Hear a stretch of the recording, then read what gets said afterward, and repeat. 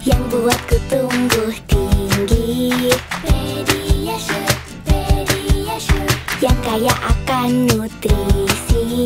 Pediasure, ku suka rasanya, enaknya, ku minum setiap hari. Dari dulu, kini nanti, hanya satu Pediasure. Paling suka. Iya, Assalamualaikum warahmatullahi wabarakatuh. Halo, selamat pagi Ayah Bunda. Apa kabarnya di hari Sabtu ini? Sabtu pagi udah hujan ya, gerimis-gerimis di daerah Jabodetabek dan sekitarnya. Gimana kalau di daerah lain? Boleh live reportnya ya di kolom chat. Selamat pagi semuanya. Senang sekali hari ini saya Indri bisa ketemu lagi sama Ayah Bunda di Sabtu pagi ini. Kita akan sama-sama mengikuti webinar Anakku ID yang disponsori oleh Abbott Nutrition dengan tema yaitu hepatitis akut bisa dicegah dan diatasi. Wah, ini nih paling penting nih ya, kita semua harus tahu dan pengen belajar pastinya bagaimana cara mengatasinya gitu ya, bagaimana cara mencegahnya. Nanti kita akan ngobrol bersama dengan narasumber kita. Materinya pas sekali dengan munculnya kasus hepatitis akut baru-baru ini ya, Ayah Bunda semuanya, dan semoga nantinya bisa menjawab kecemasan semua orang tua tentang hal tersebut.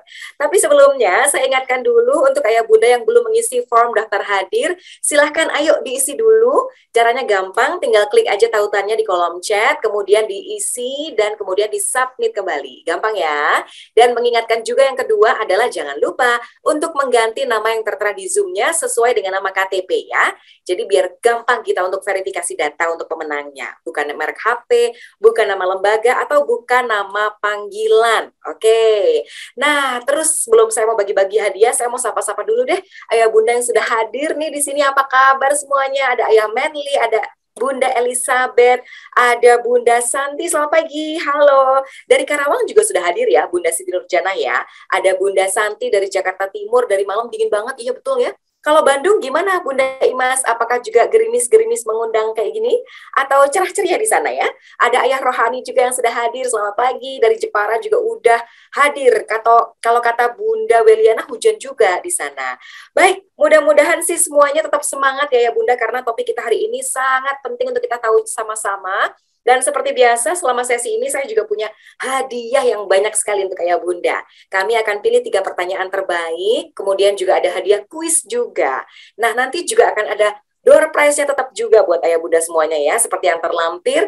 Nanti kita akan berikan 3 e-voucher untuk pertanyaan terbaik, masing-masing senilai Rp100.000. Kemudian juga masih ada 2 paket growth kit bagi pemenang kuis, dan grand prize-nya adalah 1 buah smartphone. Waduh, kalau ini sih pasti semuanya pengen ya. Jadi jangan lupa untuk mengikuti acara dari awal sampai dengan akhir, karena yang nanti akan kita undi adalah nama-nama yang ikut dari awal sampai dengan akhir. Dan untuk yang beruntung nanti kode vouchernya akan kami kirimkan melalui WA ke nomor pemenang dan hadiahnya akan kami kirimkan ke alamat pemenang. Oke, kalau gitu Ayah Bunda, apakah sudah siap untuk mengikuti materi kita hari ini? Udah siap ya? Oke, karena itu kita akan langsung saja untuk Ayah Bunda. Jadi kita mau bahas nih hari ini, saya ulangi sekali lagi, topiknya penting sekali untuk kita ketahui sama-sama, yaitu hepatitis akut ternyata bisa dicegah dan diatasi loh Ayah Bunda. Dan akan bergabung bersama dengan kita semua yaitu dokter spesialis anak konsultan gastrohepatologi Dr. Aryani Dewi Widodo yang sudah bergabung dengan kita. Selamat pagi Dr. Aryani, halo apa kabar? Selamat pagi Mbak, halo. Apa kabar dokter? Dan ibu semuanya, apa kabar? Baik, sehat ya? Saya di sini, iya. Di sini kan nggak hujan Mbak. Nggak hujan ya di sana ya, beberapa tempat saja berarti ya, tapi tetap semangat, kita pengen tahu nih gimana sih sebetulnya cara mencegah dan mengatasi. Nah ini karena memang lagi hot banget ya topiknya ya dok ya. Nanti Dokter Aryani juga bisa untuk membahasnya secara tuntas dan lengkap. Sambil menyiapkan materinya, sambil saya kenalkan dulu bahwa Dokter Aryani ini lulus pendidikan kedokteran dan dokter spesialis dari FKUI Jakarta. Dan kini praktik salah satunya di Rumah Sakit Harapan Kita Jakarta. Ini kayaknya juga ada pasien-pasien di sini juga nih yang lagi ngumpul nih ya dok ya. Oke, nah nanti nih Ayah Bunda jangan lupa untuk yang ingin bertanya silahkan langsung klik aja tombol raise hand dan juga membuka video untuk ngobrol langsung. Atau bisa juga untuk menuliskan pertanyaannya ya lewat kolom chat. Jadi silakan langsung tuliskan nama, kemudian spasi domisilinya di mana, dan spasi pertanyaannya. Akan kita bahas nanti sama-sama. Baik, dok, kalau begitu apakah sudah siap dengan materinya? Boleh langsung ditayangkan dulu? Baik, kalau begitu. Dokter Aryani, silahkan waktu dan layar kami persilahkan. Kita akan ketemu lagi di sesi tanya jawab ya dok. Silakan. Baik, selamat pagi parents sekalian, moms and dads. Mungkin hari ini sudah santai-santai ya, hari Sabtu, akhirnya sampai weekend juga. Mungkin ada yang juga sedang liburan barangkali ya, sambil long weekend di tempat lain, sambil tetap belajar, hebat sekali. Nah, hari ini kita akan bicarakan tentunya mengenai topik yang paling sering itu misteri paling sering ditanyakan pada masa sekarang, karena setiap kali parents masuk ke dalam tempat praktik pasti nanya, dok, nasi itu hepatitis akut misterius, bahaya nggak sih? Kira-kira anak saya bisa kena nggak sih? Gimana caranya supaya tidak terkena? Nah, hari ini fokus kita adalah melihat ke arah sana. Kita akan bahas sedikit mengenai hepatitis akut misterius, tapi terutama yang kita mau bahas adalah bagaimana sih cara mencegahnya dan mengatasi. Nah, oke. Izinkan saya untuk share screen ya. Hepatitis akut bisa dicegah dan diatasi. Kita lihat di sini, kalau seorang anak ya, kita akan bicara hepatitis itu apa sih sebetulnya ya, dok, hepatitis itu apa sih? Saya cuma tahu penyakit hati, anaknya kuning-kuning, itu udah betul tuh, udah pinter yang seperti itu. Jadi kalau bayangkan kalau kita mengalami sakit, contohnya terbentur, atau anak kita deh lari-lari kemudian jatuh. Apa yang terjadi nih pada lututnya? Misalnya lututnya terbentur gitu ya, kena batu waktu dia jatuh. Apa yang terjadi? Boleh nggak parents tulis di kolom chat? Apa sih yang terjadi pada lutut mereka kalau mereka jatuh? Bisa tebak? Luka, betul Mbak Dian. Apalagi selain luka? Memar, betul. Nyeri, bengkak, berdarah, betul. Bengkak, berdarah, iritasi. Bengkak, merah, panas, nyeri. Oke, lengkap banget nih Mbak Cindra nih ya. Kemudian lecet, radang, betul. Infeksi bisa. Apalagi? Trauma. Traumanya ada dua ya. Traumanya trauma di tempat yang terbentur sama trauma di hati kayaknya ya. Aduh, abis itu takut nggak mau lari-lari lagi gitu ya. Kemudian anaknya rewel karena sakit, betul. Nah, jadi betul sekali parents. Jadi pada saat demam bisa, betul. Nah, pada saat seorang anak itu jatuh, kemudian ada bagian yang luka atau bagian yang terkena radang, ya kita bisa bilang radang. Nah, radang itu akan menunjukkan merah, kemudian bengkak, seperti yang tadi sudah dikatakan, merintih kesakitan, betul. Jadi kesakitan, nyeri ya, merah, kemudian dia bengkak, kemudian bisa jalan nggak kira-kira? Bisa lari lagi atau jalannya tertatih-tatih kira-kira? Jadi dia pasti akan jalannya tertatih-tatih pelan-pelan.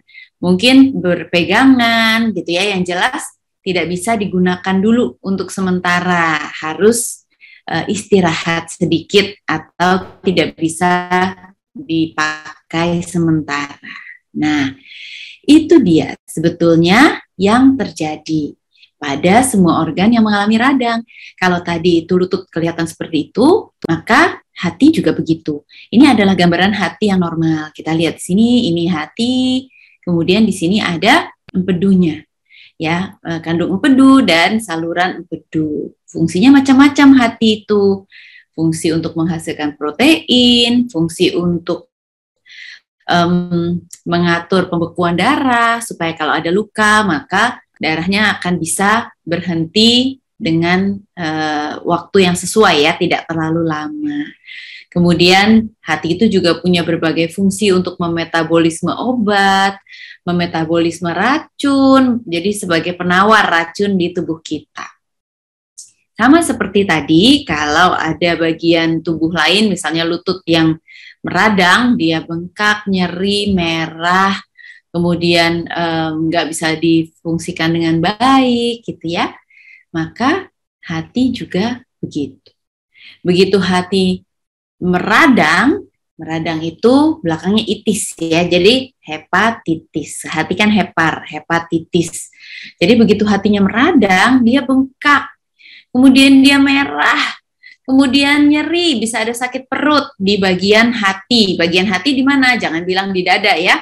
Itu jantung, heart itu jantung. Kalau hati itu adanya di perut bagian atas. Jadi hatinya membengkak, kemudian hatinya juga nyeri di area kanan atas, dan pastinya fungsi juga terganggu. Tidak bisa melakukan fungsi sebagaimana mestinya. Kalau lutut itu jadi tidak bisa berjalan, maka hati berarti dia tidak bisa melakukan pembekuan darah dengan baik. Kemudian produksi protein-protein yang biasanya dihasilkan oleh hati menjadi kurang baik atau menjadi sedikit.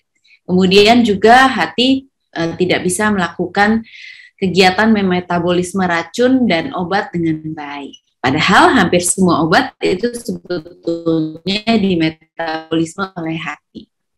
Nah, jadi dengan demikian, apa dong kalau gitu ya yang menyebabkan hati ini menjadi meradang? Penyebabnya itu bisa ada dua hal, infeksi sama non-infeksi. Infeksi itu artinya ada kuman yang mengenai hati, bisa virus, bisa bakteri, bisa juga parasit, bisa juga kuman lain yang spesifik seperti TBC, bisa ada TBC hati. Bisa ada penyebab non-infeksi, artinya misalnya autoimun, ada penyakit autoimun yang mengenai hati. Kemudian bisa juga ada penyebab lain, misalnya racun-racun tertentu yang merusak hati, karena kan semua racun pasti dilawan di hati. Obat-obatan tertentu yang bisa merusak hati, itu sering sekali. Nah, kalau infeksi paling sering itu penyebabnya virus. Kalau non-infeksi tadi obat dan racun. Nah, mengenai hepatitis misterius ini belum diketahui penyebabnya. Tapi bukan disebabkan oleh virus hepatitis A, B, C, D, E, bukan ya, FGH, bukan, semuanya bukan. Dan umumnya menyerang anak usia antara 1 bulan sampai 16 tahun berdasarkan data terakhir. Nah, bagaimana sih update-update yang terbaru? Per 11 Mei 2022, total sudah ditemukan sekitar 450 kasus dengan 11 meninggal. Yang baru-baru ini sudah meningkat lagi jumlahnya dan lebih dari 20 negara. Di Indonesia sendiri, kalau per tanggal 11 Mei, 10-11 Mei itu 17 anak. Tapi sekarang sudah jauh lebih banyak, sudah lebih dari 24 anak. Nah, definisinya apa sih hepatitis ini? Jadi, biasanya ada kriteria-kriteria tertentu. Kalau dulu COVID-19 ada yang namanya kasus konfirmasi. Kasus konfirmasi itu artinya apa? Ditemukan kumannya di orang itu. Misalnya PCR positif, artinya virus COVID-19 ditemukan pada orang tersebut gitu ya. Tapi masalahnya hepatitis misterius ini kan masih misterius penyebabnya. Jadi kita tidak tahu apa yang menyebabkan, kuman mana yang menyebabkan, itu masih dalam penyelidikan. Artinya pada saat nih nanti tiba-tiba ditemukan kumannya, baru kita bisa menentukan yang mana yang kasus konfirmasi. Sampai sekarang belum ada yang namanya kasus konfirmasi, karena kan kumannya belum tahu. Tapi kita punya kasus kecurigaan. Kasus kecurigaan itu adalah kasus yang diduga hepatitis akut misterius ini, yaitu SGOT atau SGPT lebih dari 500 IU per liter, usianya kurang dari 16 tahun, dan mulai terjadinya 1 Oktober 2021 ke belakang sampai sekarang. Jadi kalau misalnya dibilang, oh pernah tuh anak saya tuh kuning tahun 2004, itu nggak dihitung ya. Nah, kemudian hasil serologi hepatitis marker A sampai E itu semuanya negatif. Itu yang dicurigai sebagai hepatitis akut misterius. Karena kalau salah satu positif ya berarti hepatitis itu dong. Misalnya hepatitis A positif, ya berarti dia bukan hepatitis akut misterius lagi, tapi infeksi hepatitis A. Atau kalau hepatitis B positif, bukan hepatitis akut misterius, tapi bukan misteri lagi ya, berarti dia infeksi hepatitis B akut. Nah, kemudian selain kasus yang dicurigai, kasus yang masih pending. Jadi tetap curiga, tapi belum tentu dia misterius, yaitu serologi hepatitisnya mungkin pemeriksaannya belum keluar. Jadi kita belum bisa bilang, kita curiga kuat nih, misalnya pasien saya minggu lalu, 2 minggu yang lalu SGPT-nya 5.700. Ya tentu kita curiga dong, apakah ini hepatitis akut misterius, tapi kita masih melakukan pemeriksaan hepatitis A negatif, B negatif, C negatif, kemudian E belum keluar hasilnya. Pemeriksaan adenovirus belum keluar hasilnya, jadi kita masih masukkan dalam kasus pending, contohnya seperti itu. Kalau discarded adalah kasus dengan penyebab lain, jadi dicurigai ini pada awalnya, tapi ternyata sudah ditemukan penyebab lain, misalnya infeksi DBD yang banyak menyebabkan gangguan fungsi hati berat. Nah, data di Inggris tanggal 6 Mei 2022 menemukan bahwa mayoritas ternyata yang terkena adalah usia 3-5 tahun, yaitu sebanyak 56,9%, jadi lebih dari 50%. Usia tengah-tengahnya, mediannya kira-kira 3 tahun, dan 50% perempuan, 50% laki-laki. Dan 2 virus terbanyak yang terdeteksi sejauh ini di Inggris adalah adenovirus mencapai 72%, dan COVID-19 infection ya, jadi 11,3%. Nah itu masih bisa dipastikan nih, yang mana yang menjadi penyebabnya, apakah adenovirus yang baru, apakah karena post-infeksi COVID-19 menyebabkan, apakah ada paparan obat atau racun dari lingkungan, apakah ada kuman lain lagi nih yang kita belum tahu, ya misalnya X virus gitu ya, kita belum tahu, dan atau ini adalah suatu varian baru dari SARS-CoV-2, ini kita belum tahu juga. Ada kuman yang masih dicurigai yang tadi saya sebut pada 72,2%. Adenovirus tipe 41 ini adalah adenovirus yang penularannya fekal oral, artinya dari feses ada kuman yang kemudian mengkontaminasi makanan atau minuman dan kemudian tertelan.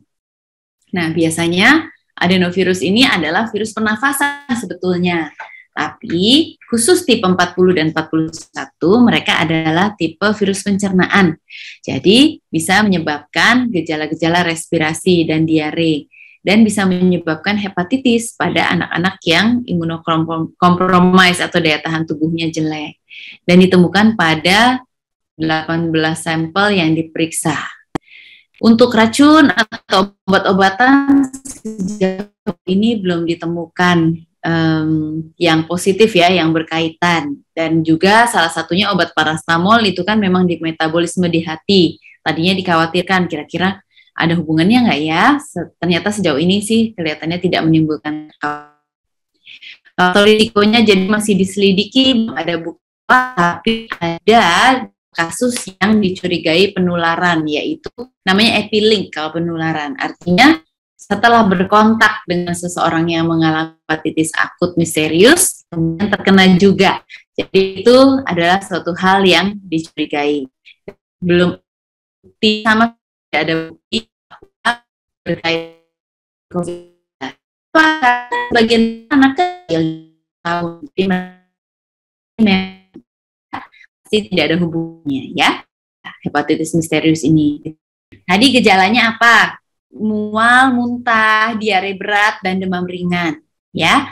Kemudian gejala lanjutannya air kencing berwarna pekat seperti teh dan BAB-nya putih pucat, kulitnya kuning, kemudian terjadi gangguan pembekuan darah, anak juga bisa kejang dan kesadarannya menurun. Kemudian efeknya apa? 92% sampai harus dirawat inap, tapi 54% sembuh dengan baik. Ada sekitar 7% yang butuh transplantasi hati ya, dan 11 anak meninggal dunia di luar. Kalau di Indonesia sejauh ini ada sekitar 7 anak yang meninggal dunia, dan semoga yang lain juga bisa sembuh dengan baik, karena sebagian besar sebetulnya sembuh meskipun ada sebagian yang meninggal dunia. Ini yang per 13 Mei kemarin 17 kasus yang pending classification dan 1 kasus probable, tapi kemudian sekitar 2 minggu yang lalu itu sudah meningkat menjadi 24 kasus. Pencegahan secara umum kalau dari Kementerian Kesehatan adalah dari saluran cerna Harus rutin cuci tangan dengan sabun, pastikan makanan dalam keadaan matang dan bersih, tidak bergantian alat makan dengan orang lain, menghindari kontak dengan orang yang sakit. Jadi kalau ada orang yang sakit, tadi kan masih ada kemungkinan ya penularannya melalui kontak, sehingga harus hati-hati. Jaga kebersihan rumah dan lingkungan. Kemudian untuk pencegahan saluran nafas tetap kita lakukan. Kurangi mobilitas, gunakan masker, jaga jarak, dan hindari keramaian atau kerumunan. Nah, 4 langkah penting dalam penanganan hepatitis akut misterius ini adalah pertama, waspadai gejala awal. Jadi kalau diare, mual, muntah, tadi bisa ada demam ringan, kita harus sangat waspada. Kalau muncul gejala awalnya jangan panik, segera bawa ke puskesmas dan rumah sakit terdekat. Jangan menunggu muncul gejala lanjutan, kulit dan matanya kuning misalnya, itu artinya gejala lanjut, bukan gejala awal. Artinya sudah agak terlambat. Jadi dari sejak awal kita harus sudah mewaspadai dan membawa ke tenaga kesehatan. Apalagi kalau sampai terjadi penurunan kesadaran, ini mah sudah lambat banget. Segera bawa ke rumah sakit yang ada fasilitas ICU anak. Nah, jadi sekarang kan pasti parents itu bingung ya. Kenapa sih anak saya sakit-sakitan? Sedangkan anak lain kok kayaknya sehat-sehat aja. Kenapa ada anak yang kena hepatitis akut misterius dan ada anak yang tidak? Kan pasti itu ya. Yang dipikirkan gimana caranya supaya anak saya bisa tidak kena si hepatitis akut misterius ini. Nah, ini adalah segitiga yang penting, yaitu sakitnya seorang anak itu sangat ditentukan oleh 3 faktor ini. Pertama, faktor anak itu sendiri. Kedua, kumannya. Ketiga, lingkungannya. Nah, faktor-faktor apa sih yang berkaitan dengan itu? Kalau yang berkaitan dengan anak, misalnya daya tahan tubuhnya anak bagaimana? Berkaitan dengan kumannya, misalnya kumannya ganas atau enggak ganas, kebal terhadap obat-obatannya atau tidak. Misalnya kalau bakteri kan ada yang resisten antibiotik ya, sudah kebal terhadap antibiotik. Nah, itu pasti lebih susah diatasinya. Atau kumannya sangat jahat gitu ya. Anaknya sih kuat-kuat aja sebetulnya, tapi kumannya sangat jahat sehingga daya tahan tubuh anak tidak bisa mengalahkannya. Kemudian faktor lingkungan. Faktor lingkungan ini salah satunya adalah kebersihan, kemudian letak jamban, kemudian bagaimana pengolahan makanan sehingga membuat agent bisa masuk atau tidak, bagaimana sumber air bersih, itu semua ada di faktor lingkungan. Dan satu lagi hal yang penting adalah bagaimana imunitas anak itu baik, bagaimana gizinya. Karena kalau gizinya baik, maka imunitasnya akan baik. Kita akan lihat ya. Nah, untuk faktor-faktor risiko berkaitan dengan si hepatitis akut misterius ini, faktor lingkungan nih, sanitasinya buruk ya, sanitasinya kurang oke, kemudian semua pada cuci-cuci di pinggir kali, mending air kalinya jernih ya kayak di pegunungan, ini mah enggak. Kemudian kekurangan sumber air bersih. Kemudian yang air yang seperti ini mau dimasak mendidih juga kan kita tetap deg-degan ya, takutnya ada kuman-kuman yang masih terlewat. Makanan tidak bersih dan tidak sehat, di tempat jajanan banyak lalat, kemudian banyak juga orang-orang yang sakit, kemudian cara pengolahan makanan juga tidak matang, itu juga faktor lingkungan. Dari faktor anak, salah satunya bisa belum imunisasi. Imunisasi terhadap apa? Imunisasi terhadap berbagai macam penyakit. Karena kadang-kadang penyakit-penyakit itu saling berhubungan dan bisa mempengaruhi imunitas. Nah, di sini, jadi apa yang bisa orang tua lakukan? Apa yang kita bisa lakukan nih jadinya ya, supaya anak-anak tidak terkena penyakit? Pastinya makan makanan sehat dan bergizi menjadi faktor yang penting dalam pencegahan hepatitis. Kenapa? Bukannya cuma gendut aja tapi kena hepatitis, tidak. Makanan sehat dan bergizi itu sangat-sangat penting. Karena makanan sehat dan bergizi itu nantinya akan berpengaruh kepada daya tahan tubuh dan pada imunitas. Nah, gizi baik ini sangat berkaitan dengan sistem imun. Karena diperlukan nutrisi yang cukup, adequat itu cukup ya, dan sesuai untuk semua sel bisa berfungsi secara optimal, termasuk sistem imun. Jadi kuncinya sebetulnya adalah nutrisi. Karena kalau nutrisinya baik, semua organ tubuh bisa berfungsi dengan baik. Yang namanya nutrisi baik itu apa? Nutrisi baik itu nanti kita akan bahas belakangan, kualitas dan kuantitas. Ya, dua-duanya itu penting. Kemudian sistem imun yang teraktifkan akan membutuhkan energi lebih. Jadi kalau misalnya ada kuman masuk, kemudian sistem imun kita jadi aktif, oke, kita mau melawan. Nah, namanya melawan kan pasti butuh energi lebih. Sama seperti negara ya, kalau misalnya negara itu tiba-tiba kedatangan musuh, maka tentara akan disiagakan. Namanya tentara disiagakan itu kan pasti butuh dana, butuh biaya yang lebih ya. Kemudian butuh konsentrasi dari negara untuk menyiapkan tentara-tentaranya dan untuk membuat tentara-tentaranya tetap sehat saat maju perang. Ini juga sama. Jadi sistem imun yang teraktifkan akan membutuhkan energi lebih, khususnya di fase infeksi. Jadi semakin infeksi, maka nutrisinya itu harus semakin baik. Pertama, nutrisi baik itu membuat sistem imun siaganya lebih baik, jadi lebih kuat. Kemudian pada saat kumannya datang, nutrisi yang baik membuat sistem imun melawan dengan baik. Kemudian pada saat sampai misalnya terinfeksi, maka nutrisi ini akan membuat kita atau anak kita sembuh lebih cepat. Jadi nutrisi yang optimal akan berperan penting dalam sistem imun dan responnya nanti akan lebih efektif saat dibutuhkan. Dan yang penting juga, biasanya kalau sistem imun lebih baik, maka peradangan yang tadi kita bahas nih ya, hepatitis C merah, nyeri, bengkak, kemudian fungsinya terganggu, itu juga akan terhindar kalau respon imunnya lebih baik. Contohnya apa? Asam amino atau protein, ini dibutuhkan sangat untuk sistem imun. Kemudian vitamin A, zinc akan membantu pembelahan sel yang penting dalam respon sistem imun. Jadi sistem imunnya akan menjadi banyak, tidak kalah cepat dengan bakterinya membelah diri. Sistem imunnya juga akan membelah diri dan menjadi banyak dengan cepat.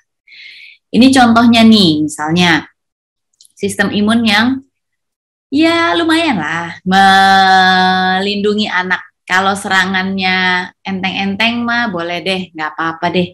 Pasti anak masih bisa terlindung.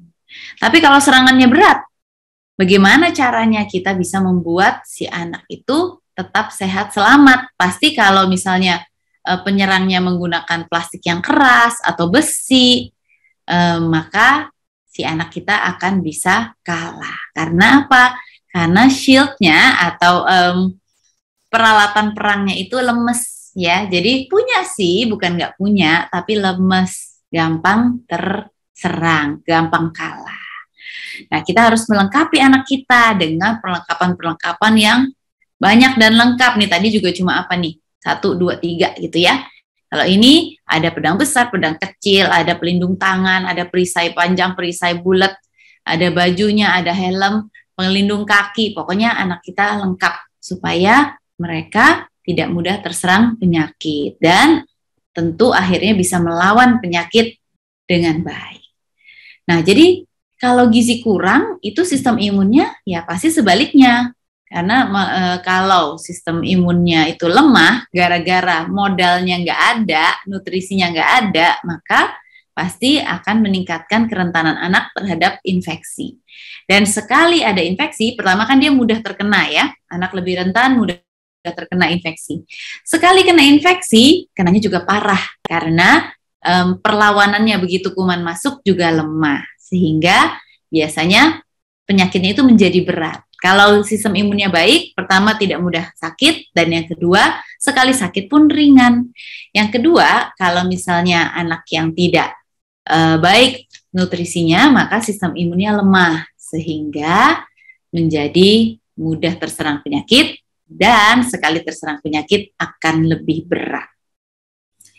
Bagaimana menilai status nutrisi? Nah, kita bisa gunakan grafik ya. Untuk usia lahir sampai usia 2 tahun, pakai grafik WHO. Ada lagi 2-5 tahun, itu juga grafik WHO ada.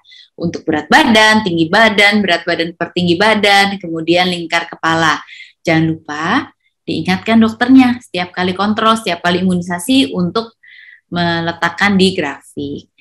Kemudian ada versi lain nih untuk yang terutama di atas 5 tahun kita pakainya ya. namanya grafik NCHS. Nah, ini akan melihat sampai 18 tahun. Interpretasinya juga macam-macam, kurus, gemuk, pas gitu ya, normal, nanti akan dinilai oleh dokter atau tenaga kesehatannya. Ini juga jangan lupa yang namanya BMI. BMI itu indeks ya, indeks massa tubuh. Indeks massa tubuh itu terutama biasanya kita lihat untuk anak-anak yang beratnya berlebih, itu yang biasanya kita gunakan. Nah, jadi makanan itu ada sebetulnya 3 macam pembagiannya.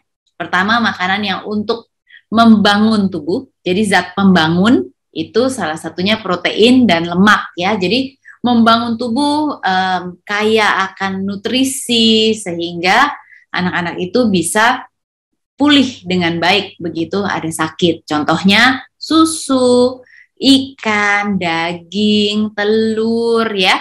Itu adalah makanan-makanan yang sifatnya bodybuilding. Tahu bodybuilder ya? Orang yang ini kuat, yang angkat besi, yang fitness tuh. Jadi bodybuilding, badan anak jadi sehat dan terbentuk.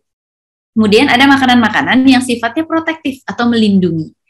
Yang sifatnya protektif ini diantaranya tentu vitamin dan mineral, karena bisa membantu tubuh anak mencegah infeksi masuk. Dan paling baik adalah kita harus memastikan anak-anak juga cukup vitamin dan mineral supaya pertumbuhannya baik, penglihatannya baik, kulitnya juga sehat. Di antaranya makanan-makanan ini adalah makanan dengan sayuran hijau, kemudian buah-buahan yang segar, terutama buah-buah berwarna kuning dan orange. Kemudian produk susu, telur juga sifatnya protektif. Jadi telur ini sangat sehat sebetulnya ya. Daging ya, dan kacang-kacangan. Dan ada lagi makanan-makanan yang sifatnya serat. Ini juga diantaranya buah dan sayuran. Harus juga memakan serat dalam jumlah yang cukup supaya mikrobiota usus tetap sehat sehingga saluran cerna juga sehat. Jangan lupa juga kualitas makanan juga penting selain kuantitas ya. Kalau kuantitas itu artinya jumlah, maka kualitas itu kita butuh karbohidrat, protein, lemak, serta vitamin dan mineral. Semuanya harus lengkap, jadi nggak cukup misalnya makan nasi 2 piring gitu, tapi telurnya kecil di ujung, itu tidak cukup. Karena kuantitasnya baik, tapi kualitasnya tidak baik. Sedangkan untuk daya tahan tubuh, pasti butuh makanan berkualitas baik. Karbohidrat ini biasanya akan dipecah pada saat proses pencernaan, menjadi gula yang masuk ke dalam darah dan kemudian oleh insulin dimasukkan dan disimpan, salah satunya di organ hati. Pada saat tubuh memerlukan maka dipecah kembali kemudian digunakan lagi. Nah, protein pastinya merupakan banyak berperan dalam banyak fungsi tubuh ya, diantaranya untuk enzim-enzim pencernaan, jadi membantu memfasilitasi reaksi-reaksi kimiawi. Kemudian antibodi akan juga dibentuk oleh protein untuk membantu fungsi sistem imun, tadi yang kita cari-cari ya, fungsi sistem imun. Kemudian membentuk otot, jadi supaya anaknya juga nggak lemes-lemes, tapi badannya berbentuk ya, meskipun anak kecil itu beda antara anak kecil yang cukup protein dan anak kecil yang tidak cukup protein. Biasanya yang tidak cukup protein itu badannya tipis-tipis, kecil ya, tidak ada lapisan proteinnya, lapisan ototnya. Nah, kemudian membantu regulasi atau pengaturan dan ekspresi DNA dan RNA. Memberikan support tuh otot ya, support kepada tubuh. Jadi kelihatan anaknya itu segar, tegap biasanya, nggak lemes-lemes. Kemudian membantu mengkoordinasikan hormon dan tentu membantu mengikat molekul-molekul penting untuk dihantarkan ke seluruh tubuh. Lemak, perlu atau enggak lemak? Kalau orang dewasa nih biasanya pada takut ya makan lemak. Tapi lemak ini sangat penting untuk anak-anak. Karena lemak ini membantu perkembangan otak dan fungsi otak. 60% dari otak ini disusun oleh lemak. Jadi penting sekali anak itu cukup lemak supaya otaknya bisa berkembang dengan baik. Kemudian lemak juga merupakan komponen struktur dari sel. Jadi sel itu strukturnya atau yang pembentuk sel itu banyak terdiri dari lemak. Kemudian lemak juga merupakan faktor yang membantu penyerapan beberapa jenis vitamin spesifik, yaitu vitamin A, D, E, dan K. A, D, ingat aja itu ya, A, D. Nah, A, D, E, dan K itu diserap menggunakan lemak. Jadi kalau lemaknya terganggu, misalnya pada saat anak mengalami sakit kuning, ya, itu biasanya empedunya terganggu. Padahal empedu penting untuk menyerap lemak. Jadi kalau anak kuning itu biasanya penyerapan vitamin A, D, E, dan K akan terganggu. Bukan cuma anak yang kuning tapinya ya, anak yang asupan lemaknya kurang juga bisa terganggu vitamin A, D, E, dan K-nya. Sehingga ya tentu kita tidak mau ya anak kita kekurangan vitamin A, kekurangan vitamin E, kekurangan vitamin D, maupun kekurangan vitamin K. Karena vitamin A berfungsi tentunya untuk mata ya. Kemudian di antaranya banyak fungsi lainnya. Vitamin D untuk pertumbuhan tulang supaya anak bisa tumbuh besar dan tinggi. Vitamin E ini penting untuk kulit, untuk lapisan pelindung tubuh, dan vitamin K ini kalau kurang akan menyebabkan perdarahan. Karena itu semuanya memiliki fungsi penting dan harus dijaga dengan baik. Dan beberapa jenis lemak itu sebetulnya penting untuk menjaga supaya jantung tetap sehat. Nah, karena itu kita harus tahu mana yang lemak yang baik dan mana lemak yang buruk. Perbanyak konsumsi lemak baik, tapi kurangi konsumsi lemak yang buruk. Dan lemak ini adalah sumber energi yang sangat-sangat penting, sehingga kita harapkan asupan lemak tentu tetap ada pada anak.